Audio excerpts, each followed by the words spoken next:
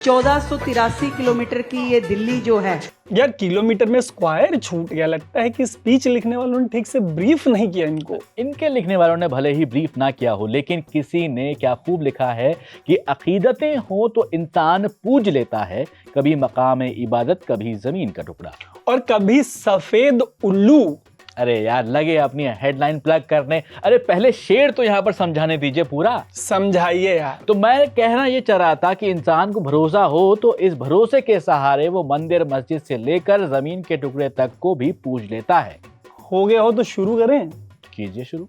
तो लोग घबरा गए क्योंकि अचानक से जर्नलिज्म करने लग गए गुल्लू, और छत्तीसगढ़ में लोगों ने पकड़ के पूछ दिया उल्लू। ये गुल्लू कौन है? कहते हैं कि समझदार को इशारा काफी होता है सोबान, और हम भले ना समझो लेकिन जो हमारी ऑडियंस है स्विच की जरूरत से ज्यादा समझदार है। राज को राज रहने दो। ओके, तो हम करा देते हैं जबरदस्ती हर लाइन राइम और लंदन में बर्थडे मनाते दिखे पार्टनर इन क्राइम। और ट्रैफिक रूल्स वायलेट करने की मत कीजिएगा भूल, क्योंकि देसी ट्रैफिक में गोरे सिखा रहे हैं रूल्स। और एक दिन हमारा शो न्यूज लॉन्डे बन जाएगा बेस्ट। लखनऊ में हिजाब के खिलाफ हो गया है प्रोटेस्ट। और इंडोनेशिया का शहर जकार्ता बन गया है धरती का सिटी लार्जेस्ट। और हमारी राजधानी दिल्ली फिर भी है बेस्ट। कोई सेंस नहीं बना वैसे इस बात का। आप शो आगे बढ़ाइए, सेंस मैं निकाल दूंगा शो जैसे जैसे आगे बढ़ेगा। शुरू कीजिए यार।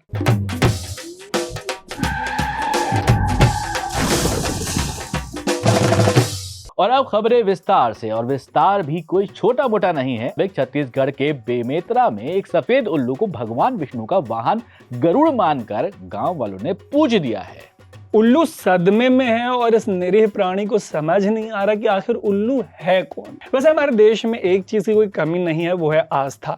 जैसा कि आपने शुरू में कहा सोबान कि यहाँ पे लोग किसी भी चीज को पकड़ के पूज देते अच्छा, हैं। आस्था से याद आया कि उसके मुताबिक मुझे लखनऊ में हिजाब के खिलाफ प्रोटेस्ट वाली हेडलाइन याद आ गई।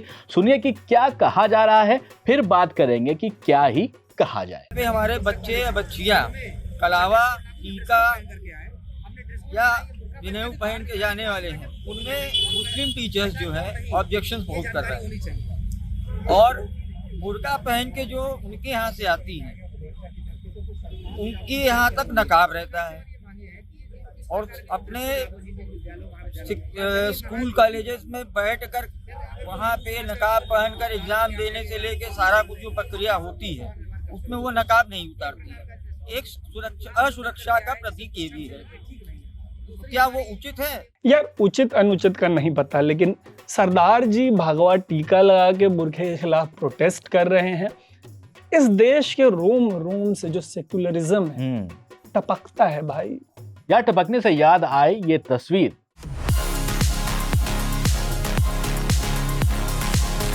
ये तस्वीर ललित मोदी और विजय माल्या की है। किसी ने किसी को टपकाया नहीं है, दबा के हुआ है बर्थडे सेलिब्रेशन। देखिए यार, सेलिब्रेशन तो इस बात का भी होना चाहिए कि देश में अंग्रेज ट्रैफिक पुलिस की ड्यूटी कर रहे हैं, वो भी बिना सैलरी के, बिना नौकरी के। मामला पुणे का है। 2 व्हीलर्स वाले फुटपाथ पर ड्राइव करके इसको एनक्रोच करने की कोशिश कर रहे थे। फिर गोरों का क्या था? गोरों ने कहा कि भाई एनक्रोचमेंट पे हमारी मोनोपोली है।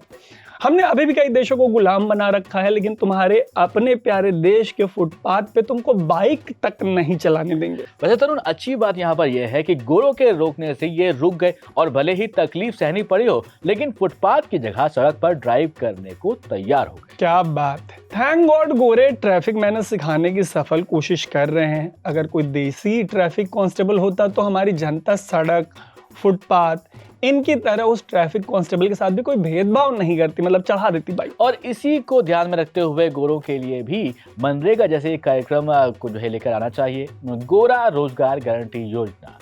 अच्छा एब्रिविएशन बन नहीं रहा आजकल। कोई सेक्रेटरी पता है पहले शॉर्ट फॉर्म डिसाइड करता है, फिर सरकार को बताता है कि इस पे योजना होनी चाहिए। तो ये तो नहीं हो पाएगा, इसलिए हम लोग बढ़ते हैं आगे।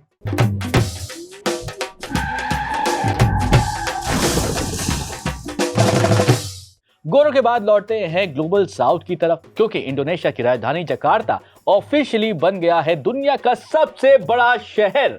1483 किलोमीटर की हमारी दिल्ली से भी बड़ा। 1483 किलोमीटर की ये दिल्ली जो है।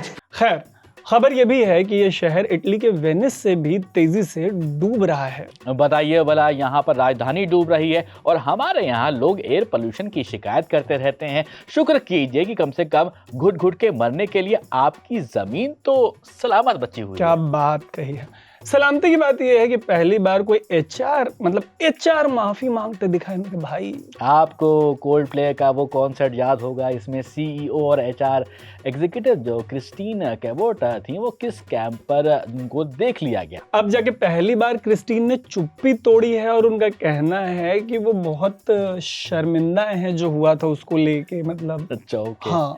ठीक है। वीडियो जुलाई 2025 में वायरल हुआ था और कुछ ही दिनों में 10 करोड़ से ज्यादा बार देखा गया था। कितने भरे बैठे हैं लोग। एग्जैक्टली। विवाद के बाद कैबोट और सीईओ एंडी बायरन दोनों की नौकरी चली गई थी। लेकिन सदमे की बात यह है कि कॉर्पोरेट के इतिहास में पहली बार किसी एचआर ने माफी मांगी।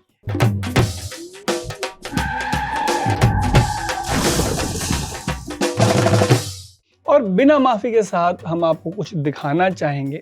ये हैं एआईएमआईएम के नेता इम्तियाज जलील, और देखिए कैसे जलालत भरी बात की है इन्होंने। जब किसी के पेट से कोई हरामी पैदा होता है तो ये ऐसे मंत्री निकल कर आते हैं जिन्हें लग रहा है कि हमारी हुकूमत है, हम किसी भी मुस्लिम बच्ची का नकाब खींच सकते हैं, कहीं पर भी कुछ भी हाथ डाल सकते हैं। शुक्र मान तू उत्तर प्रदेश के अंदर है, हमारे हत्थे चढ़ा होता हम किसी को नहीं छोड़ते हैं, इनके बाप को नहीं छोड़े हमने, तो ये क्या चीज है।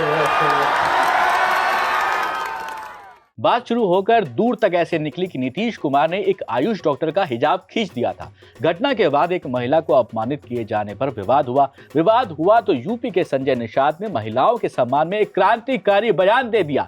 जवाब में संजय निषाद को धमकाते हुए इम्तियाज जलील ने क्रांति की मशाल अपने हाथों में थाम ली। और इस तरह से देश में नारी सशक्तिकरण की धारा बह निकली और नाले की इस धारा में बारी बारी से सारे नेताओं ने डुबकी लगाई। और अगर हमारे फालतू के पॉलिटिकली हैवी जोक से आप इरिटेट हो गए हैं तो देते हैं आपको असली खबर। तो खबर यह है कि हम हैं खबरों के असली नगीना, और तैमूर के स्कूल फंक्शन में समोसा खाती दिखी करीना।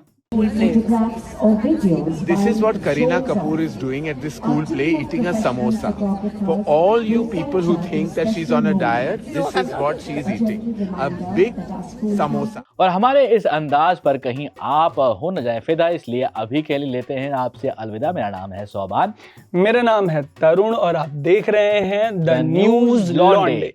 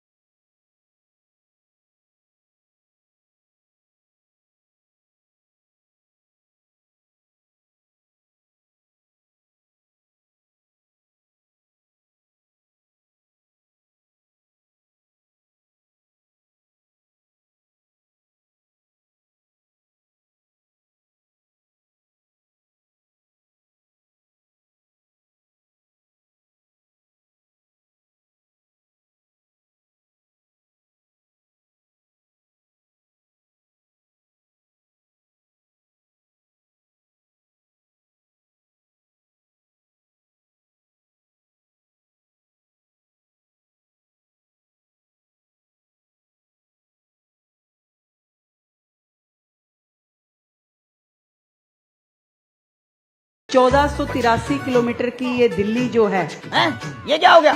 यार किलोमीटर में स्क्वायर छूट गया। लगता है कि स्पीच लिखने वालों ने ठीक से ब्रीफ नहीं किया इनको। इनके लिखने वालों ने भले ही ब्रीफ ना किया हो, लेकिन किसी ने क्या खूब लिखा है कि अकीदतें हो तो इंसान पूज लेता है, कभी मकाम इबादत, कभी जमीन का टुकड़ा और कभी सफेद उल्लू।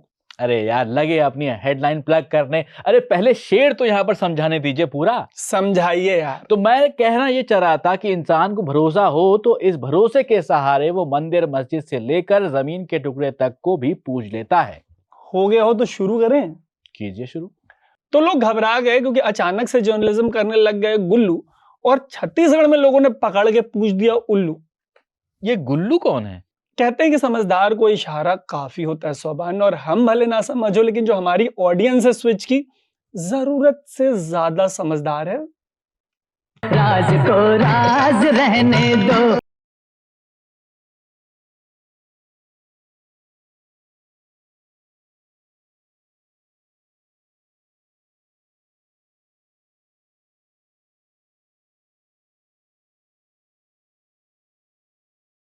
छत्तीसगढ़ के बेमेतरा में एक सफेद उल्लू को भगवान विष्णु का वाहन गरुड़ मानकर गांव वालों ने पूज दिया है। उल्लू सदमे में है और इस निरीह प्राणी को समझ नहीं आ रहा कि आखिर उल्लू है कौन। वैसे हमारे देश में एक चीज की कोई कमी नहीं है, वो है आस्था। जैसा कि आपने शुरू में कहा सोबान कि यहाँ पे लोग किसी भी चीज को पकड़ के पूज देते अच्छा, हैं। आस्था से याद आया कि उसके मुताबिक मुझे लखनऊ में हिजाब के खिलाफ प्रोटेस्ट वाली हेडलाइन याद आ गई। सुनिए कि क्या कहा जा रहा है, फिर बात करेंगे कि क्या ही कहा जाए। उनके यहाँ तक नकाब रहता है और अपने स्कूल कॉलेजेस में बैठकर वहाँ पे नकाब पहनकर एग्जाम देने से लेके सारा कुछ जो प्रक्रिया होती है उसमें वो नकाब नहीं उतारती है। एक असुरक्षा का प्रतीक ये भी है। तो क्या वो उचित है? यार उचित अनुचित का नहीं पता, लेकिन सरदार जी भगवा टीका लगा के बुरखे के खिलाफ प्रोटेस्ट कर रहे हैं। इस देश के रोम रोम से जो सेक्युलरिज्म है टपकता है भाई।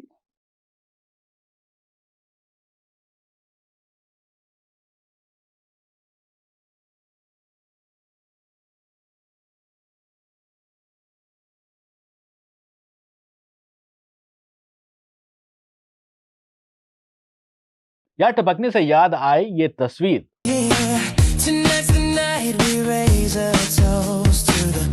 ये तस्वीर ललित मोदी और विजय माल्या की है। किसी ने किसी को टपकाया नहीं है, दबा के हुआ है बर्थडे सेलिब्रेशन। देखिए यार, सेलिब्रेशन तो इस बात का भी होना चाहिए कि देश में अंग्रेज ट्रैफिक पुलिस की ड्यूटी कर रहे हैं, वो भी बिना सैलरी के, बिना नौकरी के।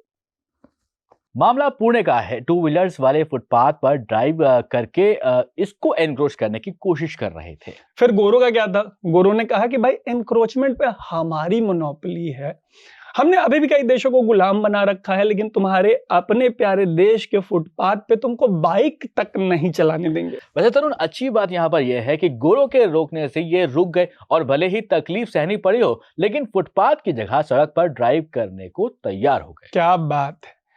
थैंक गॉड गोरे ट्रैफिक मैनर्स सिखाने की सफल कोशिश कर रहे हैं। अगर कोई देसी ट्रैफिक कांस्टेबल होता तो हमारी जनता सड़क, फुटपाथ इनकी तरह उस ट्रैफिक कांस्टेबल के साथ भी कोई भेदभाव नहीं करती, मतलब चढ़ा देती बाइक। और इसी को ध्यान में रखते हुए गोरों के लिए भी मनरेगा जैसे कार्यक्रम को जो है लेकर आना चाहिए, गोरा रोजगार गारंटी योजना। अच्छा एब्रिविएशन बन नहीं रहा आजकल। कोई सेक्रेटरी पता है पहले शॉर्ट फॉर्म डिसाइड करता है, फिर सरकार को बताता है कि इस पे योजना होनी चाहिए। तो ये तो नहीं हो पाएगा, इसलिए हम लोग बढ़ते हैं आगे।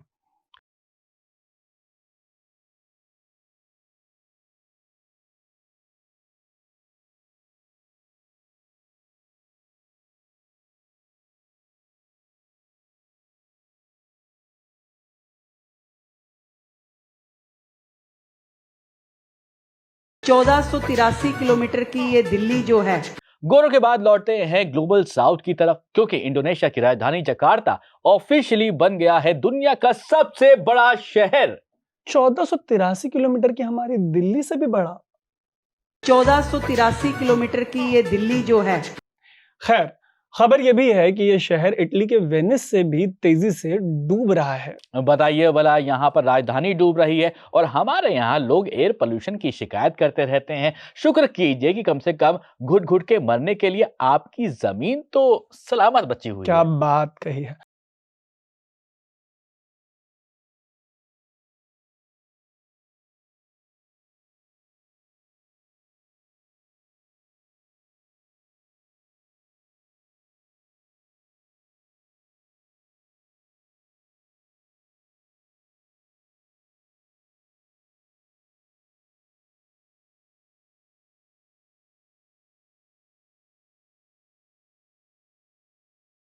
सलामती की बात यह है कि पहली बार कोई एचआर माफी मांगते दिखाए मेरे भाई। आपको कोल्ड प्ले का वो कॉन्सर्ट याद होगा, इसमें सीईओ और एचआर एग्जीक्यूटिव जो क्रिस्टीन कैबोट थी, वो किस कैंप पर उनको देख लिया गया। अब जाके पहली बार क्रिस्टीन ने चुप्पी तोड़ी है और उनका कहना है कि वो बहुत शर्मिंदा है जो हुआ था उसको लेके, मतलब अच्छा, ओके। हाँ ठीक है, वीडियो जुलाई 2025 में वायरल हुआ था और कुछ ही दिनों में 10 करोड़ से ज्यादा बार देखा गया था। कितने भरे बैठे हैं लोग। एग्जैक्टली। विवाद के बाद कैबोट और सीईओ एंडी बायरन दोनों की नौकरी चली गई थी। लेकिन सदमे की बात यह है कि कॉर्पोरेट के इतिहास में पहली बार किसी एचआर ने माफी मांगी।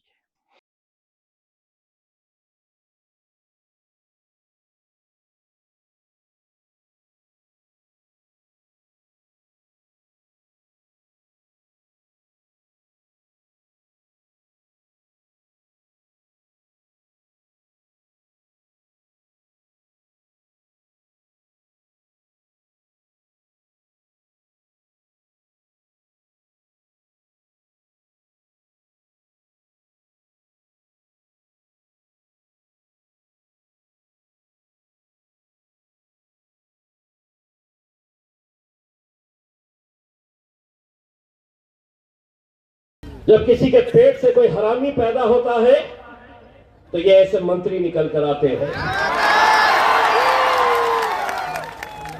और बिना माफी के साथ हम आपको कुछ दिखाना चाहेंगे। ये हैं AIMIM के नेता इम्तियाज जलील, और देखिए कैसे जलालत भरी बात की है इन्होंने। जब किसी के पेट से कोई हरामी पैदा होता है तो ये ऐसे मंत्री निकल कर आते हैं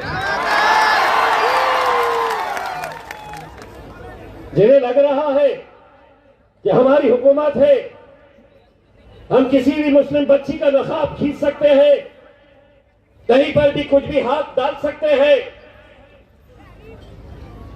शुक्र मान तू उत्तर प्रदेश के अंदर है, हमारे हत्थे चढ़ा होता तथा हम किसी को नहीं छोड़ते हैं, इनके बाप को नहीं छोड़े हमने, तो ये क्या चीज है।